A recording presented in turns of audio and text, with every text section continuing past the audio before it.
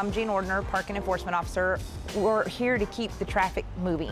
That's our goal. Yes, we write parking tickets, but we really just want to keep the parking spaces open for everybody to patronize the businesses. Because if we weren't here, there'd be no parking ever. I mean, you gotta have some kind of compassion. You can't just be out there and hit them hard. If it's you and your vehicle's first ticket and you've spent $25 or more at a downtown business the same day as the ticket, you can get it voided. They'll ask you to bring in a copy of your receipt, your driver's license to the 301 Central, and they'll take care of it from there. Everybody makes mistakes. We want to have compassion for these people. For instance, if they have a discharge paper from the emergency room with their name on it with the date and time of the ticket, yes, they can get it voided also that way. One lady went in, she was in labor and her husband parked. Well, we voided his ticket too because he was there for the birth of his child. So it's really situation upon situation, but most of the time if they have discharge papers and they can prove it, it's usually voided.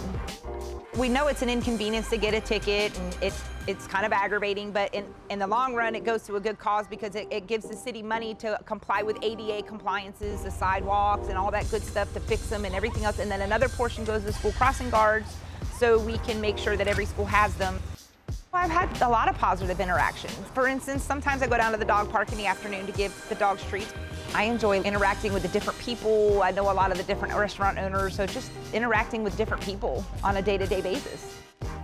We're not out there to necessarily give the tickets, we would rather them move. And that's the most important thing, is we want people to be able to come down and patronize a business without having to worry about parking.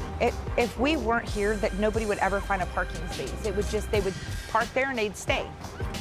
They wouldn't move. So then if you want to go to a specific restaurant, you can't go because that parking's full all day. We're there for a reason.